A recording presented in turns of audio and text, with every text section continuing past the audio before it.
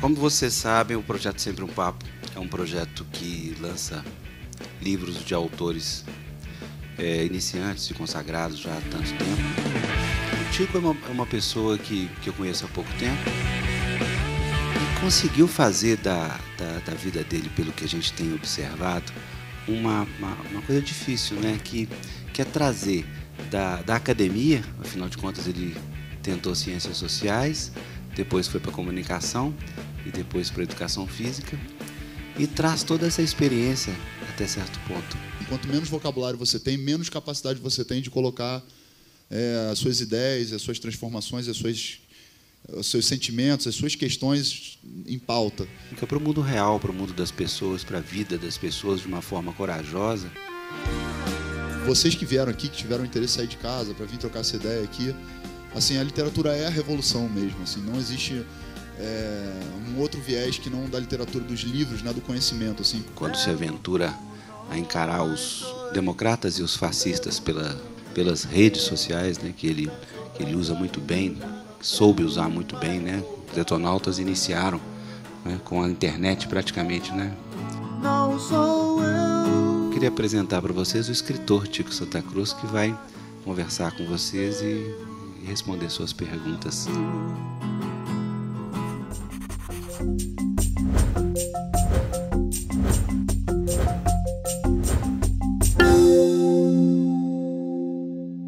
Beleza, vamos começar pela literatura, Tico. Como é que surgiu o livro na sua vida? Bom, eu escrevo desde muito novo, desde da época que eu comecei a aprender a escrever na escola, e sempre tive o hábito de fazer diários e de escrever coisas ao longo da aula. Assim, eu não era um aluno muito bom, exemplar, mas eu tenho bastante coisa guardada desde da minha pré-adolescência, passando pela minha adolescência, e são, enfim, escritos que eu pretendo pegar mais para frente, no futuro, até para poder ver como é que eu tinha uma visão do mundo naquela época. Eu sempre tive esse contato com o ato da escrita como um viés, talvez, de fuga e em outros momentos também de acolhimento, né? Mas nenhuma preocupação literária nesse momento. A questão era só colocar o que você pensava e sentia do mundo naquela situação. Exatamente. E também por conta desse próprio hábito da escrita, quando eu ingressei com a tecnologia da internet, em 97, tudo, a gente não tinha muitos recursos, muito conteúdo em português. Eram chats, assim, até mais ou menos 2000 e pouco, até chegar no ano 2000, mais ou menos. E aí, quando o blog começou a se tornar uma ferramenta para expor, né, ideias, opiniões e tudo mais. Mas antes de você falar do blog, seu grande sensação na internet foi sobre anatomia, né? Não, a gente estava conversando isso à tarde. Na verdade, quando eu fiz 3 faculdades, né? Não completei nenhuma, mas eu gostei de frequentar o ambiente, até porque, para as pessoas que me acompanharam na adolescência, eu consegui, quando eu passei para o UFRJ, foi tipo, nossa, o cara conseguiu passar para o UFRJ, assim, não é passar nem para o presídio, né? E aí, enfim, eu ingressei, fiz Ciências Sociais na UFRJ numa época muito difícil. Chegou a fazer quanto tempo? Eu fiz 1 ano e meio, a gente estava na época das privatizações aqui do Brasil, então a UFRJ, o meu curso, principalmente, de Ciências Sociais, era um curso muito ativo, né, nas ruas e tudo mais. Então, a gente enfrentava esse problema de greve, de conflitos entre o interesse do governo na época com a questão da privatização e tudo mais. E aí teve um dado momento que eu achei que estava muito confuso assim, ali dentro da universidade, e resolvi mudar de curso, porque meu objetivo era fazer ciências políticas e eu queria ser jornalista da área de ciências políticas. E aí falei, vou para a comunicação direto, que aí eu já faço dentro desse approach, né, da comunicação. E depois fiz a comunicação, não consegui me adaptar, e eu sempre gostei de fazer esportes e fui para a educação física. Não, só um pouquinho, por que você não gostou da comunicação? Afinal de contas, hoje você faz comunicação. Na verdade, quando eu entrei no curso de comunicação, eu achei que o início do curso estava sendo, pelo menos na universidade que eu frequentei, era muito superficial, né? E eu já tinha uma bagagem um pouco maior por conta das ciências sociais, em questão nas abordagens de sociologia, de antropologia, de psicologia, de coisas, de cadeiras que tem no início do curso de comunicação, que comecei porque eu tinha que fazer de novo, na verdade, era necessário que eu fizesse, porque era outra abordagem. E aí eu já fiquei achei meio chato, assim, não me pegou, sabe? Eu resolvi sair, fui fazer educação física, que era uma coisa que eu sempre gostei também de fazer, além, obviamente, de exercitar a mente, exercitar o corpo, que uma coisa não anula a outra, né? Às vezes as pessoas acham, não, mas o cara gosta de educação física, mas não tem nada a ver, assim, você pode gostar de tudo e a leitura e o conhecimento estão embutidos em todas as áreas, né? E aí eu tinha aulas de anatomia na faculdade e eu precisava decorar aquelas peças, aqueles músculos, aquelas coisas todas de anatomia. E aí comecei a usar a linguagem da construção dos sites para poder decorar. E aí fiz um site na época, não sei se existe ainda, talvez exista, porque a internet fica lá tudo guardado, né? E aí eu fiz um site, ia para o laboratório de anatomia, tirava foto e tal, e aí depois eu pegava os programinhas que eu tinha na época e pontuava direitinho os músculos, os acidentes dos ossos e tudo mais. Para você memorizar mesmo. Né? Para memorizar. E acabou que ficou como uma referência de algumas universidades, assim, tipo, não era um blog, né? Porque era um mini site mesmo, assim, né? Então a minha relação com a internet sempre foi muito intensa, assim. E quando eu descobri essa coisa de poder escrever para blogs e colocar um pouco da minha angústia também, da estrada, de viver, aí já um pouco mais quando o Detonauta já começou a fazer um certo sucesso e eu tive uma crise muito grande quando eu entrei para ver os bastidores, né? Porque você imagina uma coisa, quando você é um garoto e quer viver uma vida, e ser um ídolo do rock, ou enfim, um artista e tudo mais, você idealiza uma coisa. Quando você faz o contato com a indústria real, que está por trás dos bastidores, eu fiquei um pouco chocado, assim, um pouco angustiado com aquela situação e eu precisava expor isso, colocar para fora isso de alguma forma. E a literatura, a escrita, né, sempre me ajudou. E o nome do blog era Clube da Insônia, esse blog existe ainda, num endereço diferente, porque tem o Blogspot, que é o original, e depois ele vai para o Bloglog, quando eu sou convidado pelo portal da Globo para poder escrever lá, mas sem interferência, na verdade, da Globo. Era só o portal mesmo e a visibilidade. O prisioneiro não é aquele que, de fato, enjaulado está, pois, através da imaginação, ele pode ir aonde quiser, fazer o que quiser, pensar o que quiser, e ninguém será capaz de detê-lo. O Clube da Insônia, meu primeiro livro, eles são textos de diversas abordagens, assim, existenciais, crônicas, questões políticas também, poesia. Então eu gosto como eu não tenho essa formalidade da academia, eu posso transitar mais livremente, porque também não tenho essa cobrança em cima de mim, né? Mas conta a experiência do início dos Detonautas na internet. Essa é uma experiência legal, né? Vocês praticamente inauguraram a internet, né? O Detonautas é a primeira banda a se conhecer na internet. Todo mundo se conheceu na internet em 97, numa época que não tinha essa coisa da rede social. Para você ver uma foto já era tipo, nossa. Você tinha 2 conteúdos só em 97. Ou você estava um chat, ou então era conteúdo pornográfico, para quem não falava inglês.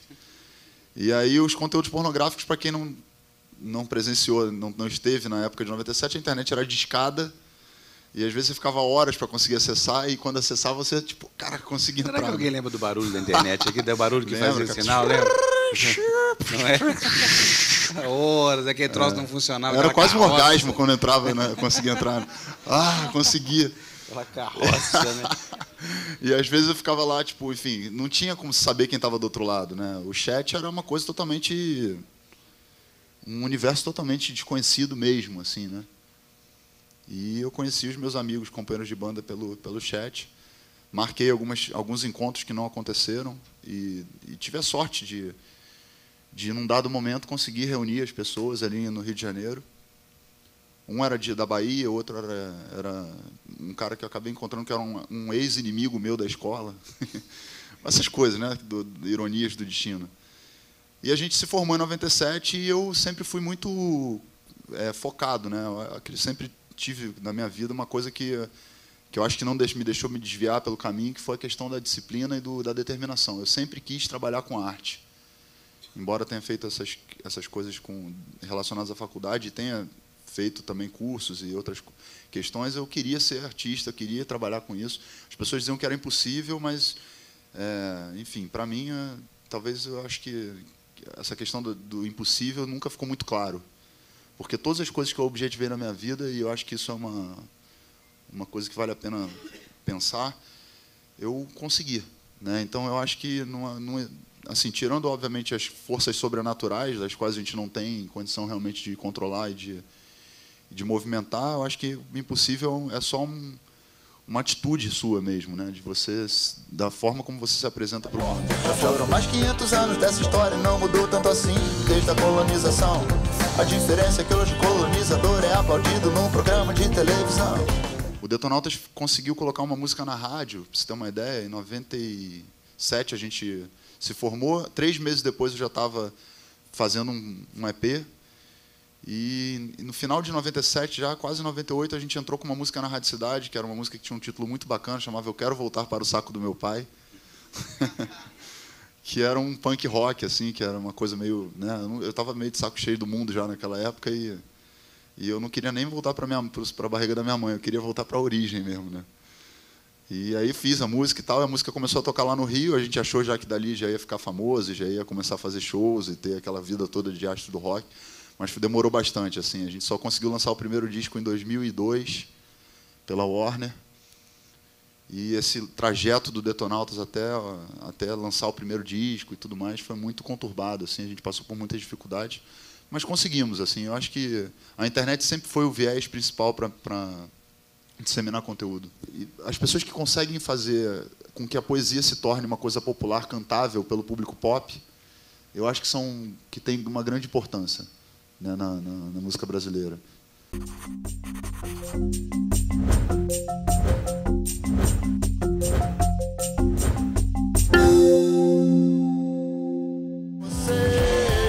Se a gente foi feliz um dia, que seja um bom motivo para sorrir. Se a gente for feliz ainda, que seja para colorir esse mundo tosco com o contraste do que esperam por nós. Não temo a solidão. Eu temo é gostar demais de ficar só. E em algum momento você teve a preocupação com o estilo literário? Isso te passou ou você realmente fazia por fazer? Não, eu nunca tive essa relação com a questão do estilo literário.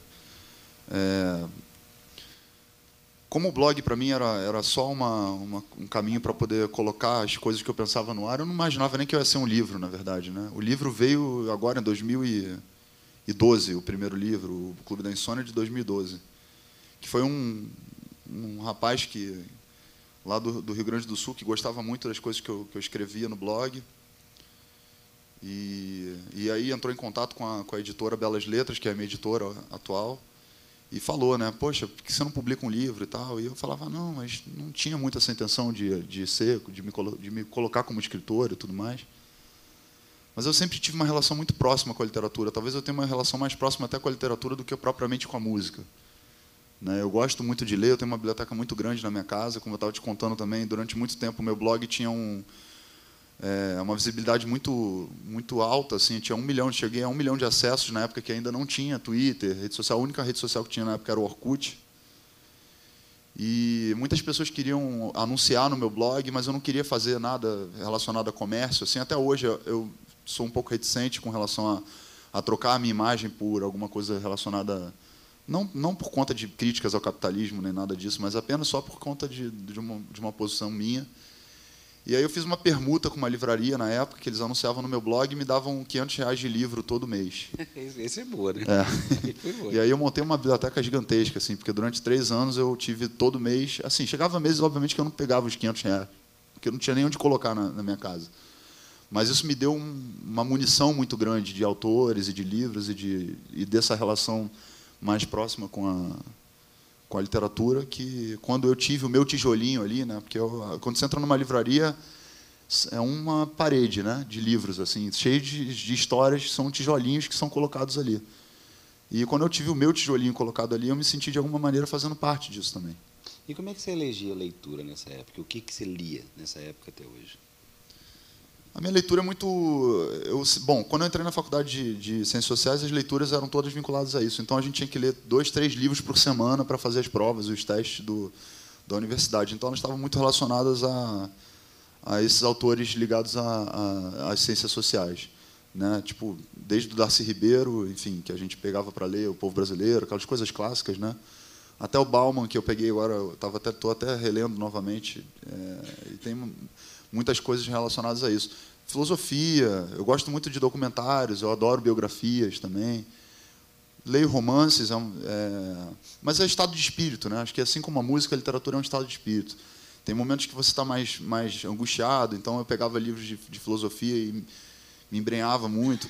Quando eu fiz contato com o Nietzsche a primeira vez, eu tive um problema muito grave, assim, né? Porque o Nietzsche ele conseguiu, de alguma maneira, mexer comigo de uma forma que ele tirou uma coisa que eu tinha, que eu não sei se isso é positivo ou não, depois eu consegui reerguer, mas a questão dessa crença em Deus e da fé e da existência e tudo isso e ele me jogou num mundo muito cinza, né? E as coisas perderam um pouco do sentido, assim. Eu fiquei muito niilista naquela época, assim. Nietzsche faz isso mesmo. E aí eu fiquei preocupado, porque eu sempre fui uma pessoa que sempre tive muita fé, né? E a fé sempre teve muito comigo também. E aí eu descobri um outro autor nessa época, que foi o Osho, que, ao contrário da forma como é colocado nas livrarias hoje em dia como autoajuda, o Osho é um filósofo, né? E eu acho que a filosofia do Osho é muito interessante. E foi o Osho que me resgatou desse labirinto que o Nietzsche tinha me jogado ali. O Nietzsche, Schopenhauer, esses autores que são mais densos, né? Nihilistas, né? É.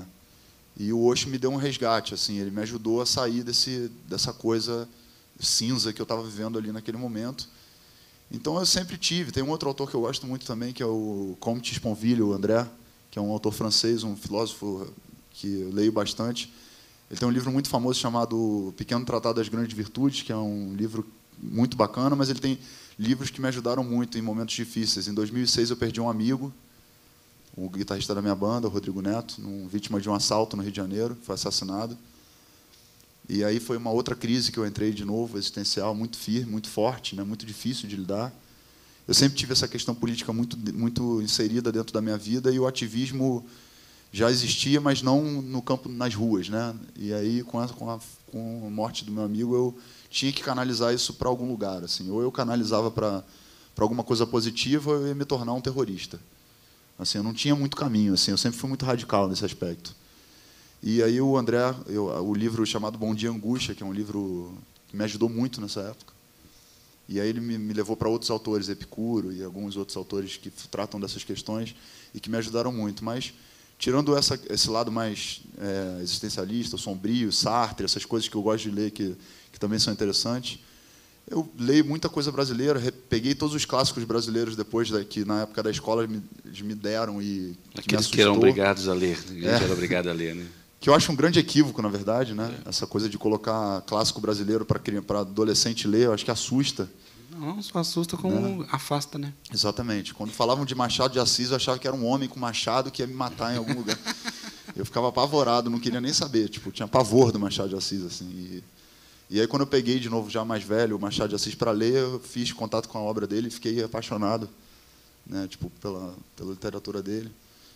E aí peguei todos esses títulos da escola, né, para reler e fazer contato com a literatura brasileira, os clássicos, autores novos, assim, Marçal Aquino, que a gente estava conversando, que é um autor que eu gosto muito, o Mário Prata, que fez um super elogio ao meu livro Pólvora, que eu fiquei super emocionado quando ele mandou um e-mail. O Mário é um cara muito sincero, assim, muito honesto. Eu conheci ele no Fórum de Letras lá de Ouro Preto, e aí eu dei o meu livro para ele. Ele apareceu do nada num lançamento que eu fiz em Florianópolis. E depois mandou um e-mail elogiando o livro e tudo mais. A Patrícia Mello, que é uma outra autora que me ajudou muito assim, a fazer algum contato com essa obra de literatura policial. Eu gosto muito de Saramago. Saramago, para mim, é o meu grande ídolo. Eu encerrei uma conta do Twitter, quando tinha 300 mil pessoas lá no Twitter, por conta no dia que o Saramago morreu, porque eu fiz um post sobre o Saramago e as pessoas começaram a fazer uma zoeira, tipo, sem fim. Eu estava muito aquilo me doeu muito, assim. Eu sentia a morte do Saramago como se fosse alguém da minha família, assim, né? A minha relação com o Saramago era quase física com os livros que eu tinha, com as leituras que eu fazia dele. Eu pegava o livro e arremessava na parede, assim. Eu falava, não acredito que esse cara conseguiu escrever isso. É uma coisa, tipo, muito forte, né? Então, enfim, a minha estante de livros é muito grande, muito vasta, tem muitos autores, assim, eu posso ficar falando horas aqui sobre isso.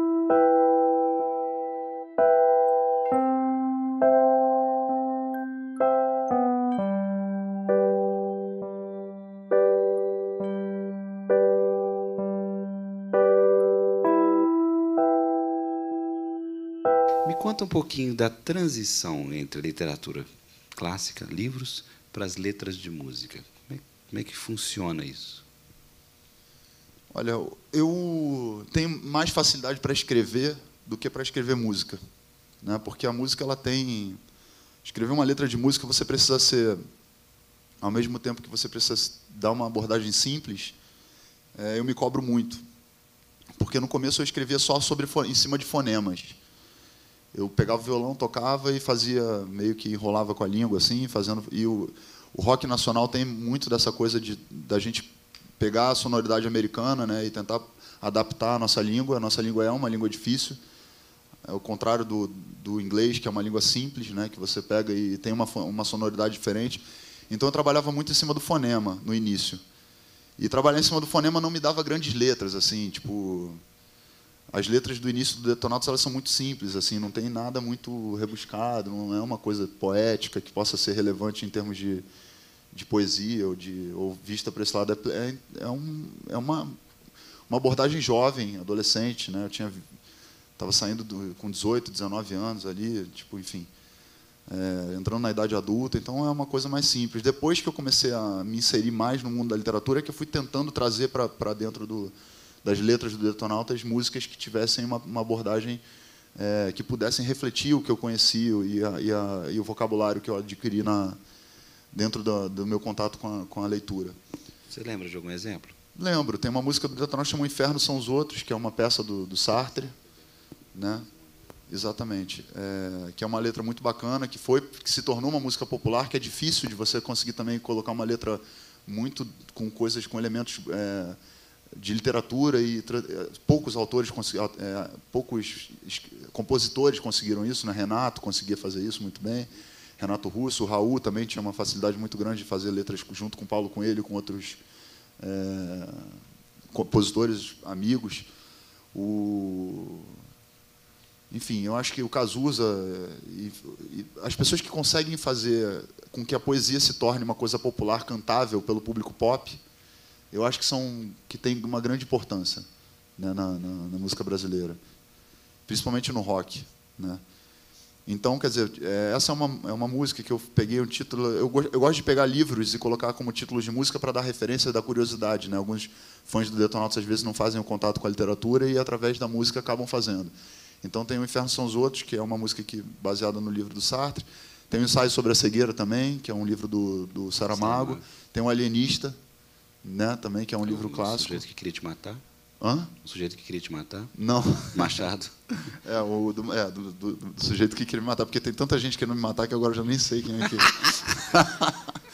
Quando você pega um viral dessas correntes de internet, muito compartilhamento e tal, eu acho que vale a pena você dar uma pesquisada antes de compartilhar, sabe? Porque, por exemplo, as pessoas, a meu respeito, elas divulgam muito boato.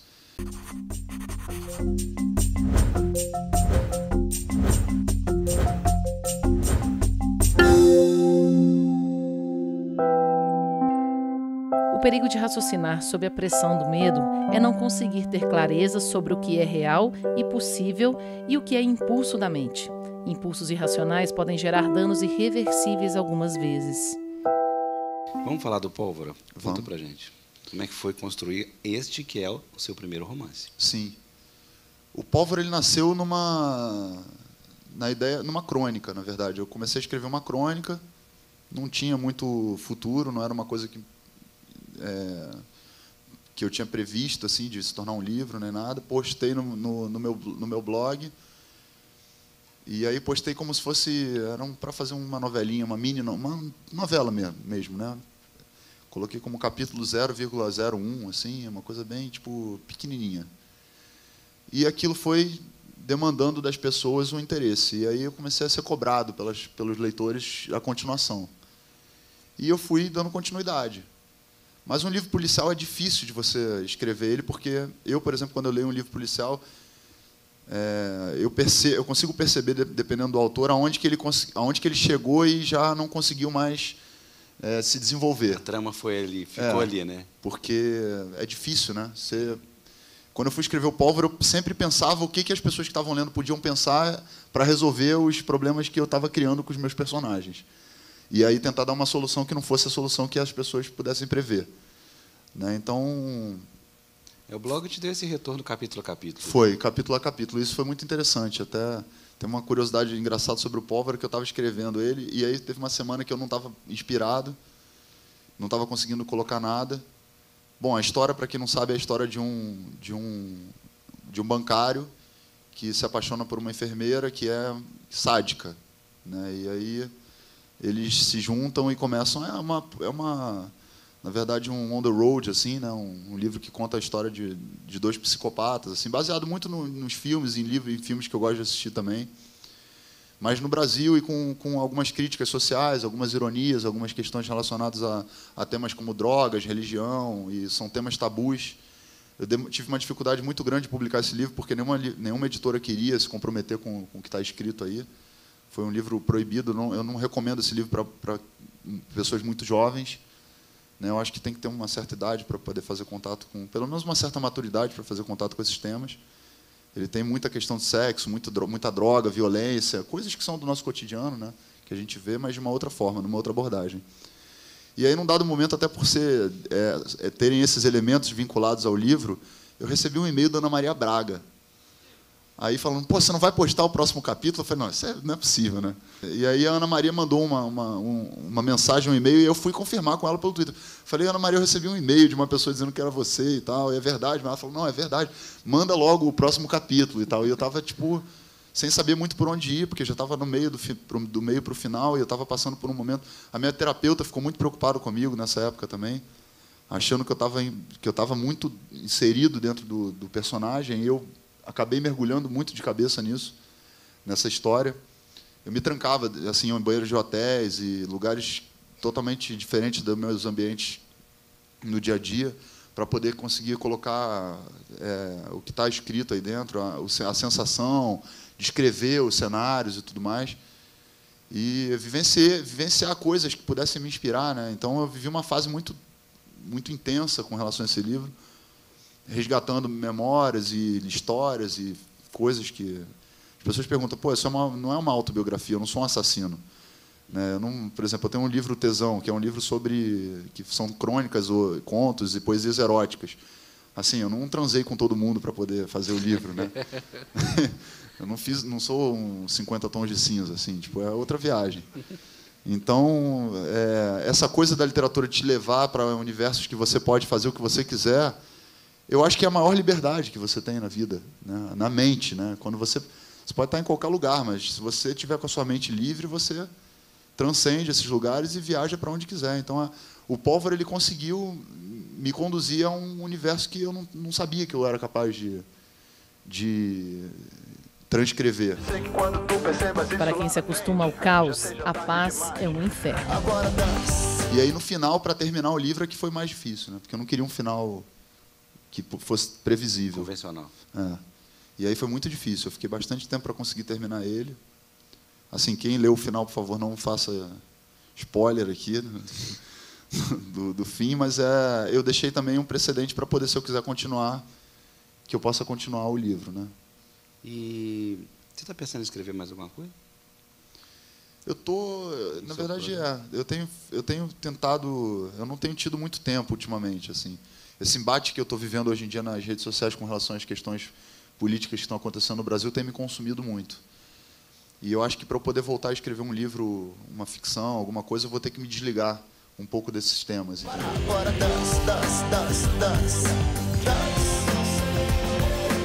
E aí uma pessoa falou assim para mim, mais do que escrever sobre o que você está fazendo, fazer o que você está fazendo é o que faz com que as pessoas se identifiquem. Né? Porque às vezes você escreve uma coisa e não pratica, né? O que você está escrevendo. E é diferente de quando você está colocando em prática o que você está fazendo. E isso me motivou muito, assim, na verdade, quando ela falou sobre isso, me ajudou. Eu leio todos os comentários, ou grande parte dos comentários das minhas redes sociais, e muitas vezes as pessoas me ajudam sem nem ter consciência disso. A liberdade é um preço alto demais para quem não está disposto a ser responsável por suas próprias escolhas, suas próprias decisões, por suas infinitas possibilidades. Na sua opinião, como fazer uma falseabilidade da notícia que é verdadeira E da notícia que é falsa? Como mesclar elas? Como avaliar filtro, né? por site, por autor? Como é que você faz isso? Se você faz. Um filtro, né? Sim, não, É.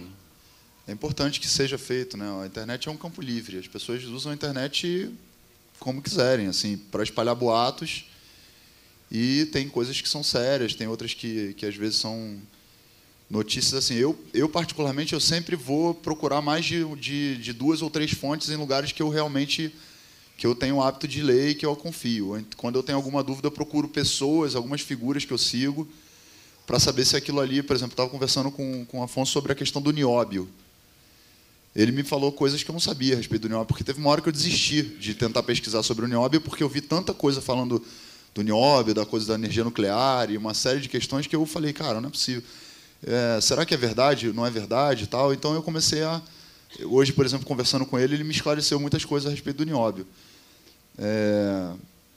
Eu acho que quando você pega um viral dessas correntes de internet, muito compartilhamento e tal, eu acho que vale a pena você dar uma pesquisada antes de compartilhar, sabe? Porque, por exemplo, as pessoas, a meu respeito, elas divulgam muito boato. Eu tenho que, eventualmente, ficar desfazendo o boato das pessoas, o que é muito chato, né? Porque você tem que ficar voltando, recorrendo, se explicando, e, assim, não tem como fugir disso. Por exemplo, as pessoas têm certeza absoluta de que eu ganho dinheiro para defender o governo. Primeiro que eu não defendo o governo, né? Eu faço críticas ao governo, assim como faço críticas à oposição e faço críticas de modo geral. Então, assim, a boataria está muito grande nesse momento, há um extremismo na rede, as pessoas estão vivendo uma fase de muito ódio, de muita intolerância, e aí é um campo muito fértil para poder se disseminar mentiras, boatos e questões relacionadas à política, tanto de um lado quanto do outro, né? Porque eu não vou ficar também me detendo na questão de ser direita, esquerda, centro, meio de campo, lateral direito, enfim. Eu acho que o Brasil virou torcedor de futebol com política, isso é perigoso, porque perde toda a complexidade da questão da política. A internet, assim como as pessoas, assim como a mídia, está passando por um período de aprendizado, né? Sim, sem dúvida. Quanta gente já morreu pela internet? Tentaram me matar uma vez, mas eu descobri antes.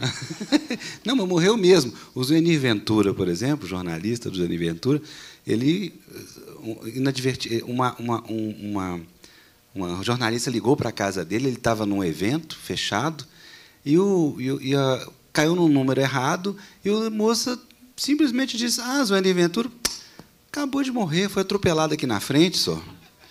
Entendeu? Aí, imediatamente, a jornalista, hoje a gente pode falar, a jornalista do Estado de São Paulo deu a notícia: Zuenir Ventura morre atropelado. E ele estava num evento, naquele momento que deu a notícia, ele estava num evento fechado, junto com muita gente, ele estava na frente, assim, ninguém teve acesso a ele. Isso, o Maurinho, filho dele, desesperado, batendo lá na porta para ver se ele estava lá mesmo. Entende? A imprensa inteira, quando abriu, estava o Fernando Henrique no evento, assim, todo mundo correu para o Zuenir. Ninguém foi no presidente da República nem nada. Quer dizer, está amadurecendo. Por exemplo, você fala disso, as redes sociais. Hoje, dificilmente um portal de notícia dá notícia sem conferir. Hoje. Já deu muita.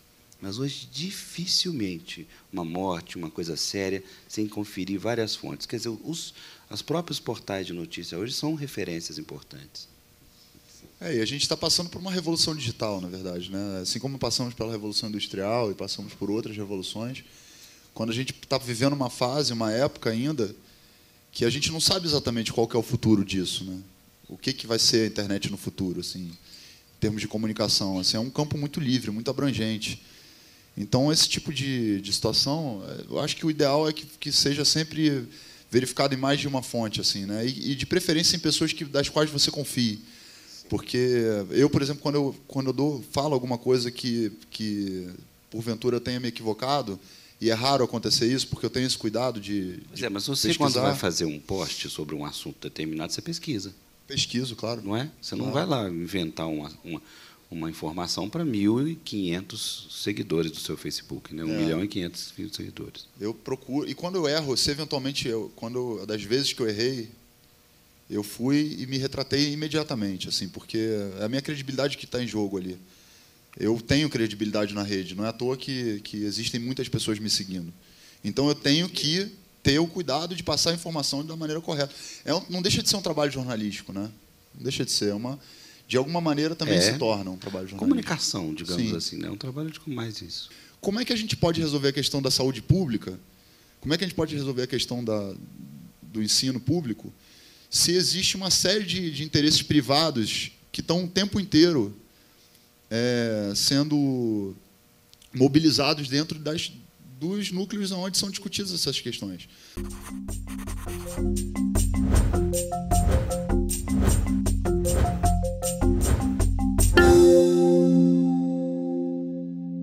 O que a gente vê muito hoje em dia, tanto nas redes sociais como na mídia,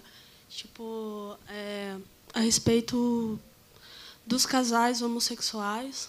E o preconceito a gente sofre muito, tem muito preconceito em casa, na família, que seriam os primeiros a nos apoiarem, nos amarem, são os primeiros a nos crucificarem, né?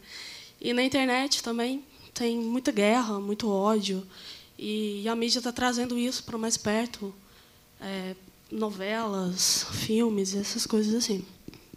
Eu queria saber, perguntar para você o que você acha que se a gente vai conseguir vencer essa guerra, nós homossexuais. Olha, eu assisti aquele filme Milk, né? Assim, eu também vi. E me assusta, na verdade. A gente está em 2015 e essa questão ainda ser um tabu, né? Porque realmente, assim, eu acho que cada um tem que cuidar da sua vida e na minha opinião, assim, me assusta muito quem se ofende com esse tipo de questão. Né? Tudo bem, tem as questões religiosas e as questões de outros valores que estão em jogo aí, de educação, tradição, uma série de questões. Mas eu acho que a questão religiosa, quando ela é pautada, ela deveria ser pautada apenas para quem é religioso. Sim. Né? E eu acho que o cristianismo, até o próprio Papa, né, o atual Papa, ele já se posicionou com relação a uma abertura maior de diálogo e da própria igreja, né, com os homossexuais e tudo mais. Eu acho que essa intolerância, na verdade, ela é fruto de um desconhecimento mesmo, de uma dificuldade do ser humano de aceitar, de conviver, amar, né? E de respeitar, acima de tudo, né? Assim, eu não consigo realmente entender. É uma coisa que realmente eu não consigo entender, sabe? Não consigo entender o ódio. Eu acho que quando a pessoa odeia muito alguma coisa em alguém é porque ela odeia dentro dela. Tem, né? Algum problema, algum conflito. Eu acho que quando ela odeia muito mesmo, assim, a ponto de ser extremo, de atacar, de querer machucar, de querer atingir o outro, eu acho que ela está tentando atingir, a tentar anular isso dentro dela. Uhum. Né? Eu não sou psicólogo, não posso dizer se essa teoria é real, mas, para mim, essas pessoas elas estão muito vinculadas a esse tipo de sentimento. Assim, né? Porque, na verdade, o que acontece? O movimento LGBT ele cresceu muito no Brasil. Né? E hoje ele tem uma representatividade também muito dentro da política. E, naturalmente, qualquer representatividade ela tem a oposição e obviamente, uma relação de confronto. Eu, particularmente, acho... a questão da política com religião me assusta. Sim. E eu sei que, hoje em dia, existe uma tendência ao crescimento das bancadas religiosas dentro do Congresso Nacional, porque a gente está vivendo uma fase difícil no mundo. E eu acho que a questão da religiosidade está muito relacionada a isso, em momentos que a humanidade está passando por trevas e a religião vem como uma questão da salvação e tudo mais. E quando essas pessoas começam a usar o poder religioso que eles têm de convencimento, né, da linguagem, do medo, da culpa, de tudo que está inserido dentro desse contexto, e começam a usar isso de forma política, o Brasil é um país laico, deveria ser um país laico, né, mas tem uma interferência muito grande. E essa questão da intolerância, né, entre as próprias religiões, preconceito com... Eu não tenho preconceito com o evangélico também, sabe? Porque tem gente que tem preconceito com o evangélico. Tem gente que tem preconceito com o bandista, com as religiões afrodescendentes. Então é muito difícil, né? Você tem que estar inserido dentro desse contexto e tentar equilibrar e administrar essas questões que são muito complexas. Mas eu acho que tudo passa pelo respeito. E tudo passa principalmente pelo seguinte: se eu não sigo a tua doutrina, eu não sou obrigado a conviver com os teus dogmas. Entende? Então, na medida... Eu acho que impor o teu dogma a alguém é uma atitude... De desrespeito, né? Que, na minha opinião, transcende o bom senso. Eu acho que, assim, se eu sou cristão, então e sigo a doutrina, seja o protestante ou o católico, então coloque em prática isso, sabe? Mas não obrigue os outros a colocar em prática a mesma coisa, porque cada um tem a liberdade e o direito de fazer o que quiser.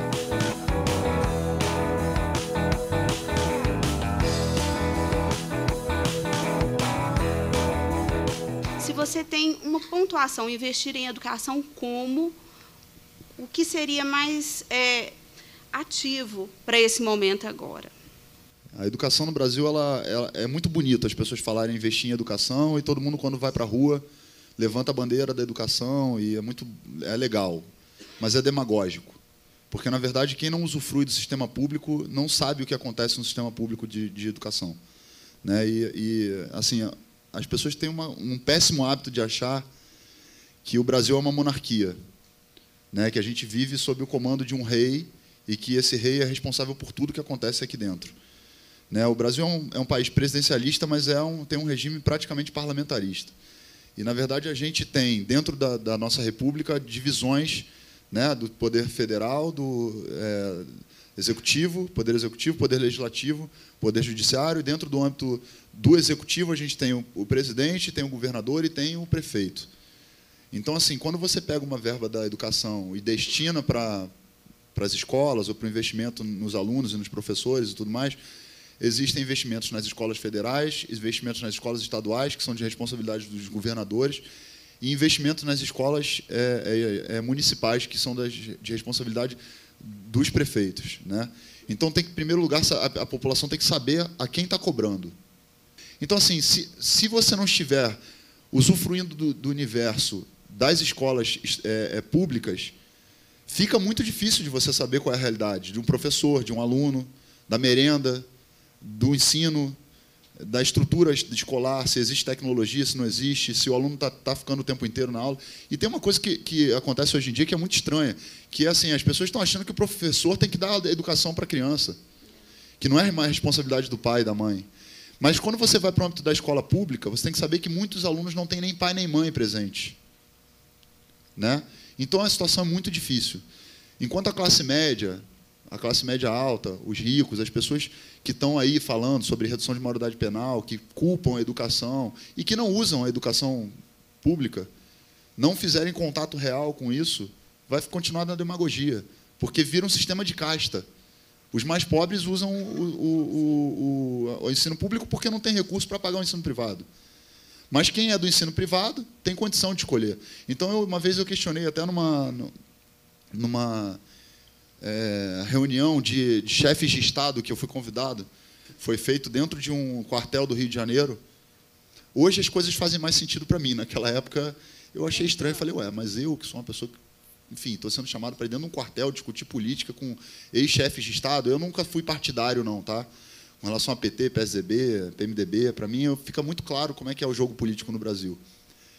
E aí, quando me deram a vez de fazer a pergunta,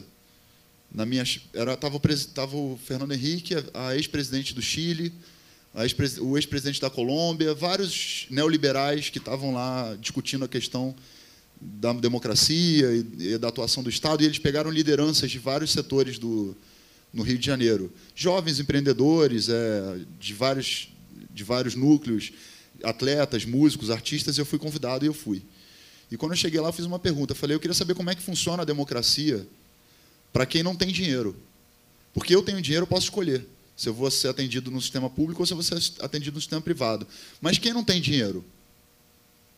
Não tem como escolher. Então, se não tem como escolher, qual é a democracia?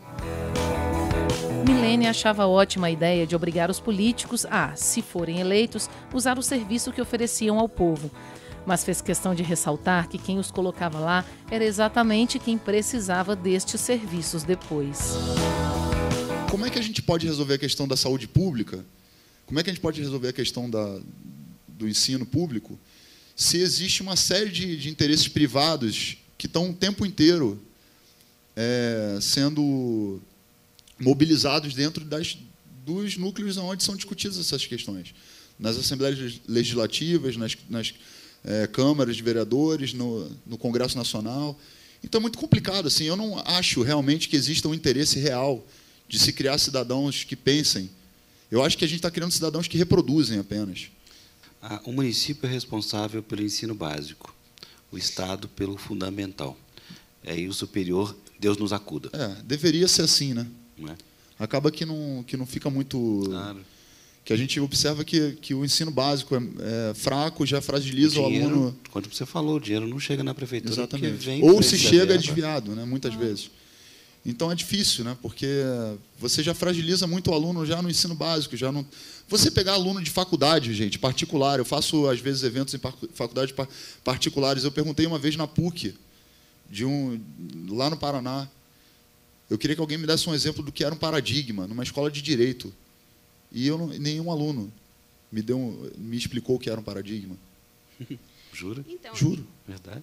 Eu acho que existe hoje eles só trabalham com isso, não sabe? Eu acho que existe uma coisa do ensino fast food hoje em dia, que é a coisa de se aprovar para manter o aluno na escola também, das escolas privadas, por causa do dinheiro. Minha mãe foi professora. Sei bem como ela chegava em casa. Hoje em dia, com essa rede de fast food educacional, o Estado precisa aprovar os alunos de qualquer jeito. E, nas redes particulares, quando o filho não passa, o pai tira do colégio ou da faculdade e o coloca em outro lugar onde ele não corre o risco de ser reprovado. Esses são os nossos profissionais que, por exemplo, tomam conta de estradas como esta. Queria agradecer a vocês e principalmente só deixar uma última questão, uma lembrança só assim para a gente fechar e encerrar, que é uma questão levantada pelo George Orwell no 1984, que é essa questão de que a gente está analisando que a língua portuguesa hoje em dia ela está sendo cada vez mais, os vocabulários estão sendo suprimidos, né, do nosso diálogo nas redes sociais, nos lugares, e esse é um caminho muito eficiente para se tirar do povo, de vocês, de todos nós, a capacidade de concatenar as ideias. Assim, quanto menos vocabulário você tem, menos capacidade você tem de colocar as suas ideias, as suas transformações, os seus sentimentos, as suas questões em pauta. Né? Então, assim, vocês que vieram aqui, que tiveram interesse em sair de casa para vir trocar essa ideia aqui, assim, a literatura é a revolução mesmo. Assim, não existe um outro viés que não da literatura, dos livros, né, do conhecimento. Assim, porque as pessoas conseguem roubar tudo da gente, né? Material, mas o conhecimento eles não conseguem. E esse é o maior medo, na verdade, de todos os governos. Aí não interessa de direita ou de esquerda, é o conhecimento, né? Porque aí fica difícil de manipular alguém quando essa pessoa tem conhecimento, tem vocabulário, consegue expressar suas ideias e tudo. Então, assim, eu rogo para que vocês que vieram aqui essa noite, para que vocês se lembrem sempre disso, de estar lendo, se aprofundando, de não ficar só na superfície das coisas das redes sociais, que são muito tentadoras, né? E que a gente consiga realmente contagiar outras pessoas, né, para que essas pessoas possam abraçar a literatura, a leitura, os livros, e assim a gente muda o Brasil. Ela me perguntou como é que a gente pode fazer com a educação. Acho que esse é o único caminho, né, através da leitura e do incentivo, quer dizer, levar a leitura, formar grupos, atuar nas escolas, se vocês puderem. Né, tem escolas aqui, escolas públicas. Se você forma um núcleo e vai até a escola e faz uma biblioteca na escola, faz um sarau na escola, apresenta para os alunos uma coisa, sair da passividade de ficar esperando que os políticos resolvam as coisas. Eu acho que é isso que vai transformar o Brasil. Né? Então, eu acho que é esse o papel do artista e é o papel do cidadão também. Então, se tiver uma escola, se você tiver um núcleo, alguém que você possa juntar, ir até um lugar e fomentar isso nesses lugares, se um aluno for salvo dessa situação triste que a gente vive, já é uma grande ajuda para o Brasil. Obrigado. Valeu, gente.